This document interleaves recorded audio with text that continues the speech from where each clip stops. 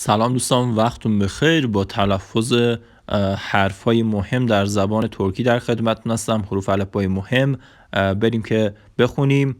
ز، اولین حرفی که میخوایم بخونیم ز هست. نگاه کن مثالاشو. زام، جواب، اوزاک. پس این حرف به صورت ز تلفظ میشه. زام به معنی شیشه، جواب به معنی جواب، اوزاک به معنی ماه اوزاک هستش. بریم سراغ حرف بعدی. حرف بعدی ما حرف ت هست. این حرف به صورت ت تلفظ میشه. مثالاشو نگاه کن. توک یعنی زیاد. چونکو به خاطر اینکه، برای اینکه تیفت به معنی زوج هستش، به معنی زوج. بریم سراغ حرف بعدی. حرف بعدی حرف یو با نقطه است. یو با نقطه به صورت او تلفظ میشه. مثالاشو نگاه کن. üzüm یعنی انگور، üzgün یعنی ناراحت، غمگین.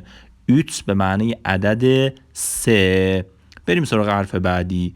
حرف بعدی ما حرف یو هست. یو بی نقطه که به صورت او تلفظ میشه. یو بی نقطه به صورت او تلفظ میشه. مثالا رو نگاه کن. بو یعنی این، برادا یعنی اینجا، بویرون یعنی بفرمایید. بریم سراغ حرف بعدی. حرف بعدی ما حرف گی هست که سرش کلاه داره. این حرف به صورت او تلفظ میشه. مثالا رو نگاه کن. یامور، باران، ağlamak به معنی گریه کردن، ağır به معنی سنگین هستش. حرف بعدی ما حرف آی بی نقطه هست. این حرف به صورت او تلفظ میشه. مثالاشو نگاه کن. ırmak،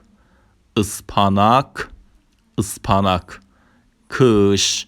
ırmak به معنی رودخانه هست، اسپاناک اسفناج، کش به معنی زمستان. خب بریم سراغ حرف بعدی. خب حرف بعدی ما به صورت اوی با نقطه است که به صورت او تلفظ میشه. مثل ördek، مثل önce، مثل örümcek. ördek به معنی اردک، önce یعنی قبل، örümcek به معنی عنکبوت هستش.